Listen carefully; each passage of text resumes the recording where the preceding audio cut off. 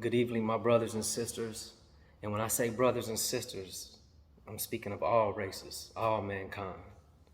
I'm just getting off work, and before I go in and be with the family, I have something on my mind. Speaking of mankind, there's a lot of people dealing with a lot of silent pain and suffering. There's a lot of people who are being tired of being strong.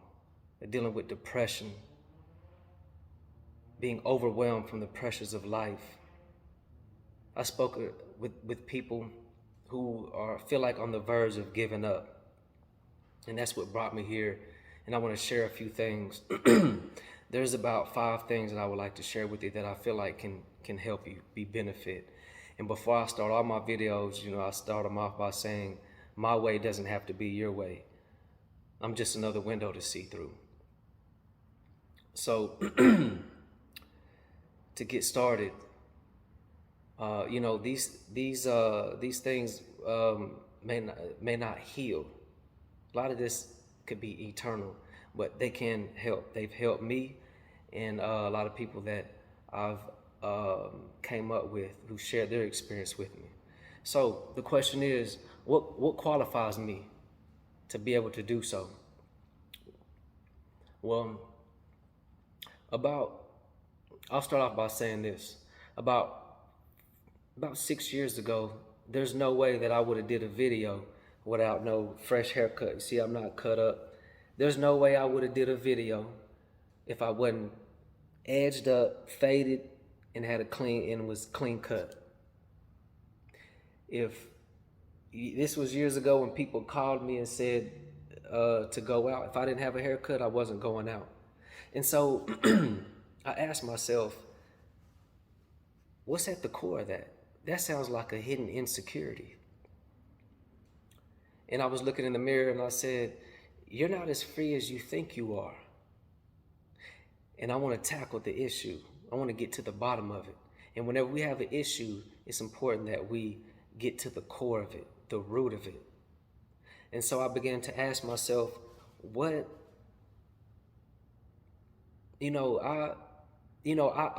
lived in the same household as some people who were some dope boys, and they were fly, fresh and flashy. Men who always ironed their clothes, got weekly haircuts, and always like to be sharp. So that's just in me. But nah, there was something else behind it. It was an insecurity there.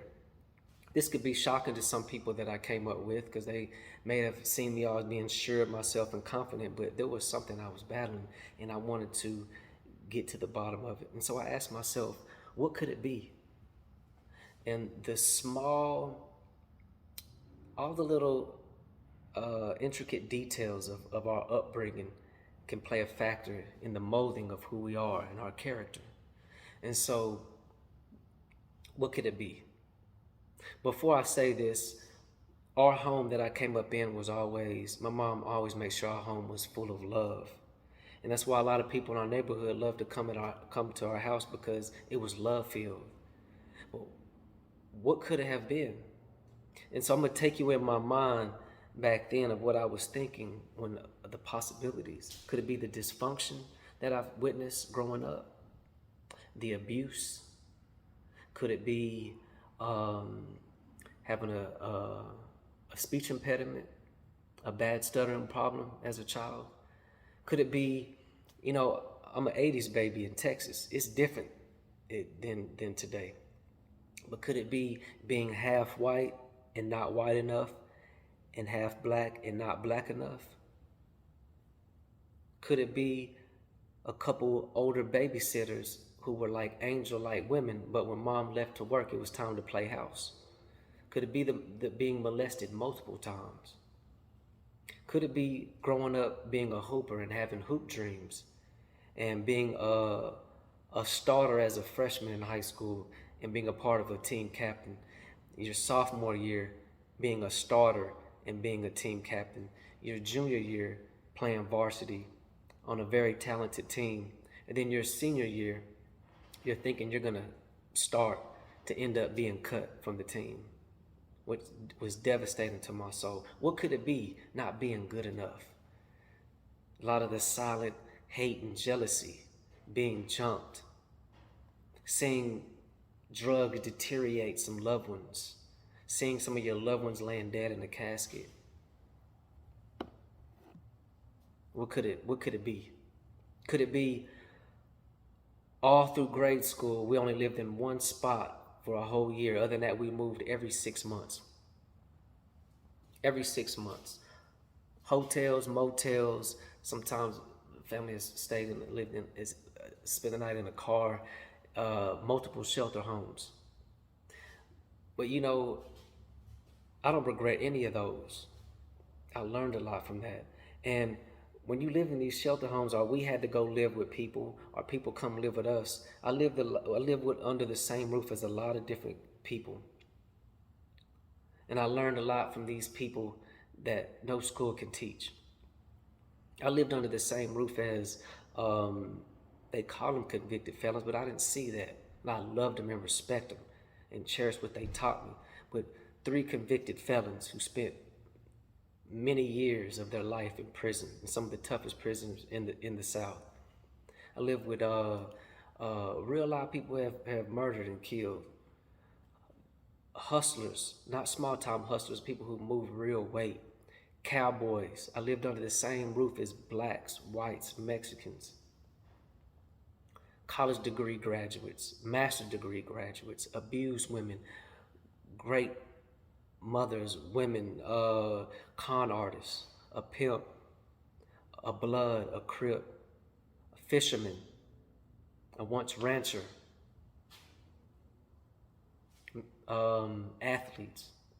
And you know, I genuinely wanted to know, and I asked questions. And what I found, when you ask people questions, and these people let their guard down and shared some of their deepest, darkest secrets with me.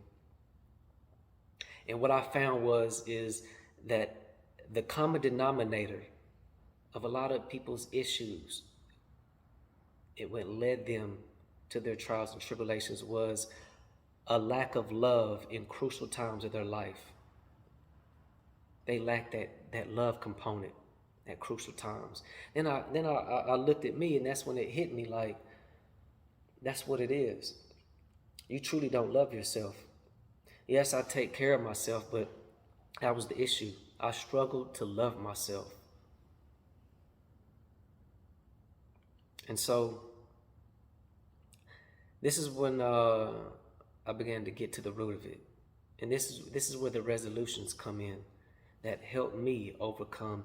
And these individuals that I learned from that had these movie-like stories, for them it was realizing what they overcame and where they came from. How they became a mess into a message. And that is when, you know, looking at these people, anybody that I see, people are interesting. I say that because everybody is gifted in something. Everybody is talented in something. Everybody. And so, you know, I love to expose people's greatness. I love to let people know I recognize their gift. And so that's when I began to look at the man in the mirror. And I checked my fingerprint. I looked at my fingerprint and realized, and it hit me, there is nobody on this entire planet that has the same fingerprint as I do. Look at your fingerprint. That's your power. That's your own unique power that nobody can take from you, which makes us no mistake. So first I checked my fingerprint and I realized that I'm here for a purpose. I'm here for a reason. I'm no mistake. Then these people that I was around, these people that I see, we all have a story. And I connect these stories to movies. We all have a movie to our life. And so before I get into the movie, getting back to the lack of love in crucial times and looking that man in the mirror and saying you don't love yourself, I began to, it's almost like when you don't know your worth and when you don't love yourself, it's almost like you become open. And you become open to some thoughts and the ways of this world. And we become open, these thoughts can creep in and they can mess with your mind. And your mind can play tricks on you and make you think that you're inadequate and you're not, and you lack and you're not good enough. So to the movie. As a movie lover, I'm always watching movies or other people's movies, but then I began to look at my own movie.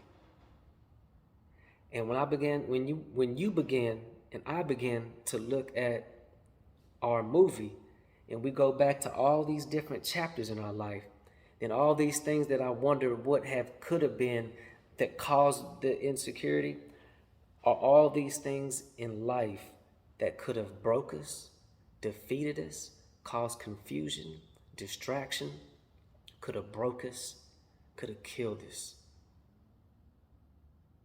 And we're still here. I'm still here. I'm still smiling. I still have joy. I still can share love and spread love. I could still be a light in a dark world. And it hit me. Wait a minute. Despite everything, I could have turned out any kind of way, but I didn't. I overcame it all, and nothing was ever to defeat me. And that's when it hit me like, wait a minute, this man in the mirror is not that bad. I can love that. I can appreciate that. That's when I began to understand my self-worth. While checking my fingerprint, realizing I'm connecting my self-worth, beginning to love myself, and looking at my fingerprint, realize that I'm here for a reason. I'm no mistake. In the midst of counting my blessings, letting go. Just let go. This is just life. We make life more difficult than what it is. And whenever these issues come, when these trials and tribulations and ups and downs come, I don't run from them. I embrace them. Like as if, what is this trying to teach me? What is this trying to show me? And then once I conquer it, I now have more game that I can spread to my brother or my sister. And as a writer, when I embrace these feelings and these thoughts and these emotions, they're all a part. I can take that and put them into these made-up characters. And it could better help me identify and recognize when people ask questions. And I can share what I've overcame and how it worked. My story with all these people I grew up with and what caused them to overcome. So what do we have? Check your fingerprint and watch a movie. Go back and watch a movie and you'll see how cold-blooded you are. That wreck didn't kill you. Those drugs didn't defeat you. That silent pain and suffering didn't conquer you. You became a mess into a message. You'll remember how you turned those lemons into lemonade. When you struggled, it didn't break you. It made you stronger. It makes you appreciate the smallest things in life more. And you'll realize how good of a friend you are or how solid you are at work or when you go about in life. And you'll just realize, man, how cold-blooded you are.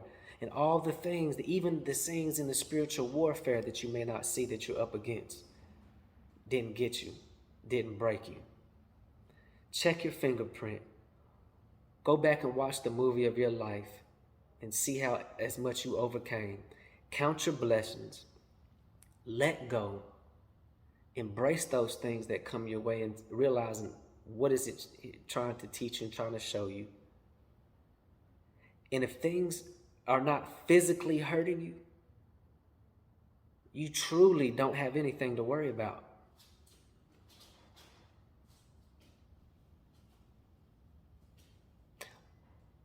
I hope that this can be benefit of some type of way. It's not going to just heal eternal scars, but then just get you to help me realize that who you are, and then everything is gonna be all right. I truly believe everything's gonna be all right. Because when you watch a movie,